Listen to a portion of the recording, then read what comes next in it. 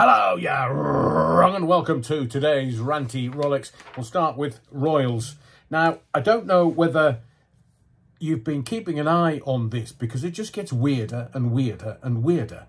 But in just over 2 weeks, there will have been no sign, no sight of Catherine, Princess of Wales. Although some of the newspapers call her Kate Middleton, I'm not quite sure why, because that's not her name. Her name is Catherine, Princess of Wales. And in just over 2 weeks, it will be 6 months.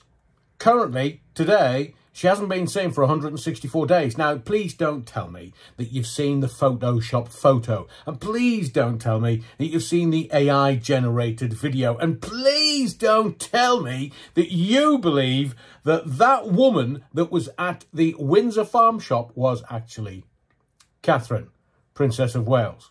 But the reason why it gets weirder and weirder and weirder is, why hasn't the royal family come out and said anything? So all these theories are pinging about the internet like nobody's business. But actually, how far can we go and how close to the truth will we get? Now, the story's been dropped mainly by the mainstream media. Is that because it is a national security issue? Because the one thing in all these 6 months that's missing are 2 children. Where's Louis and Charlotte? Louis, who's the character in the family, and every time there's an event, like Trooping the Colour, remember the kids were there at a balcony watching their father, Papa, ride the horse on the Trooping of the Colour. So let's see who's there at Trooping of the Colour, because it's not that far away, but it's nearly 2 weeks shy of 6 months since Catherine, Princess of Wales, was seen. The rest is just all internet fodder. And there's the 2 children. We've got George with huge black circles around his eyes with his dad at the footy. Maybe he'll go to the Euros, but whatever will happen to Louis and Charlotte, we want to know, don't we?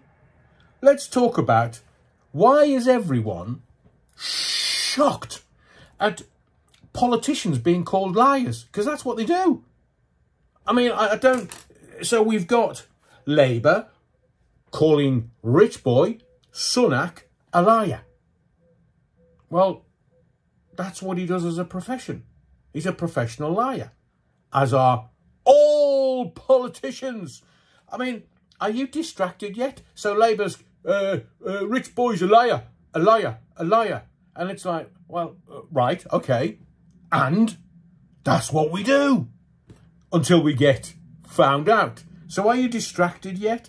Are you going, oh, well, it's the presidential race. It's 2 parties. It's red and blue. It's Labour and the Tories. But why aren't they mentioning some of the other political parties? Because they're running scared. They want you to think that there's only 2 parties to vote for. And have you noticed how it's all about them, not about their policies? The only party that's produced their policies is Reform. Their manifesto has been published. Labour hasn't. What do you mean? Of course they haven't. They'll do another U-turn. Well, Starmer will. Let's see how they get on Friday night at the next political head-to-head, the sort of hustings. Let's just see how it goes. No one is asking the right questions and calling these crooks out. We want to know what the transfer of wealth has gone to. We want to know why rich boy Sunak can make 120 million quid in a year when, hang on a second, he's working for the electorate. He's working for me and you. He's only supposed to be paid 170 odd, 180 grand a year plus expenses. Has he got 121 million in expenses? Be all those bloody helicopter rides, I'm sure. And also, we need to know where the wealth has gone. Now, it's not my wealth. It's not your wealth. It's the taxpayers' wealth. So the gig is the politicians lie through their back teeth and you don't find out what they're doing with all your taxes. Have you noticed how much money is floating around and yet doesn't go to services, education, NHS, the things that matter to you and I and the public who are going to be voting in just over 4 weeks? The D-Day commemorations happened yesterday and last night, and today they've got Sleepy Joe. Yeah, Colombian Joe. He's in France. I mean, how did they wake him up? Can you imagine the body clock shift? He's going to go from American time to European time, and then he's going to leave and go back to American time. It's going to take him 3 weeks to recover from that at his age and his infirmity. But have you noticed the virtue signalling press?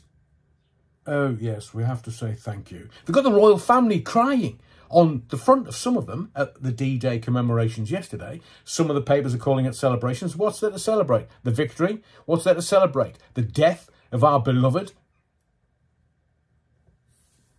They're gaslighting the country, the whole lot of them. And the phrase, we will remember them. Hang on a second. So they trot that out yesterday and today, say 24 hours-ish, and then they trot it out on Remembrance Sunday in November. We will remember them 2 days out of 365. I'm sure they're spinning in their graves considering what they gave up for our freedoms, and we're only remembering them. We will remember them. We're being gaslit, I'm telling you. And right on time, have you noticed the Mexican takeaway? Some old boy in Mexico with previous health issues has succumbed to avian flu. Avian flu, the H5N2 version of avian flu, has jumped species from the birds, the flappies, to me and you. So, the World Health Organization, would you trust them? No, me neither. I wouldn't trust them as far as I can spit them. World Health Organization have said that the H5N2 avian flu has successfully jumped species, birds to humans. We've now got Israel fighting Hezbollah in northern Israel. Bit convenient that, don't you think?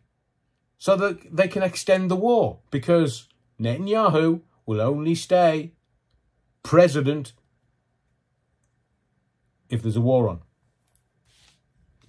And have you noticed how it's very convenient that it's gone very quiet about Rafah and Gaza and things that they're doing in the Gaza Strip, and it's possibly bringing Iran into the conflict? We've got America bringing ground troops into Europe, preparing for what?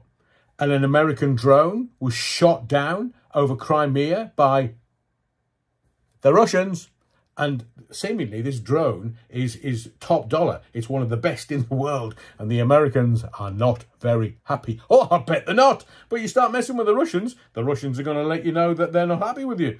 So whatever's going on in northern Israel with Hezbollah and possibly Iran takes your attention away from Rafah and Gaza. Just a question. I don't know whether you know this. Has Bibi Netanyahu been arrested on the war crimes yet? You remember they issued the warrant, an arrest warrant for war crimes and crimes against humanity? And oh, we're all kicking off. Oh, I say, that's just ungentlemanly. How very dare you? Well, it's been issued in the courts, international courts, and Bibi is still pootling about. Finally, a bit of footy. In the previous video, I told you about Harry Maguire, injured, and Jack Grealish. Loss of form has been axed from the England squad for the Euros in Germany this summer, 2024. And there's a bit of a kick-off, pun intended, around Jared Braithwaite. He's the best left-footed centre-back in the Premier League. He plays week in, week out with Pickford in goal. And he's kept the second most clean sheet in the last Premier League season.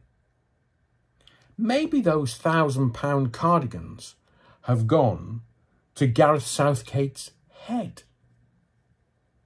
So I don't know. I don't know whether, you know, we just are glorious failures, where it's best to fail gloriously, and we get to the quarterfinals or semi-finals and we go, oh, we've lost to the Germans on penalties again. But Gareth Southgate, no, I'm not confident.